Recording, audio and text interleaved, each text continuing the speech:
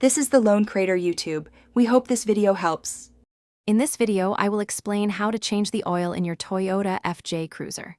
First, gather your essential tools like a wrench, an oil filter wrench, and a drain pan. Make sure you have the correct oil type and quantity, typically 6.6 quarts of 0W20 synthetic engine oil. Always work on a level surface and use jack stands for safety before starting any work. Next, locate the drain plug on the oil pan, usually at the bottom of the engine. Place your drain pan directly underneath it.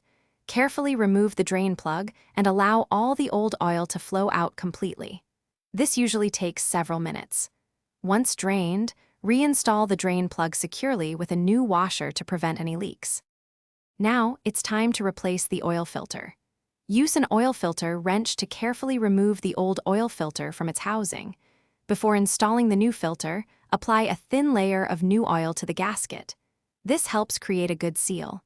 Hand tighten the new filter until it's snug, then give it an additional 1/4 to 1/2 turn. Finally, pour the recommended 6.6 quarts of new 0W20 engine oil into the fill port. Replace the oil cap. Start your engine briefly, then turn it off and wait a few minutes. Check the oil level using the dipstick, adding more if necessary to reach the full mark.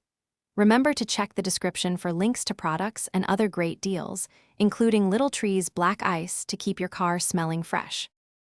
Thanks for watching. Consider subscribing if we helped you.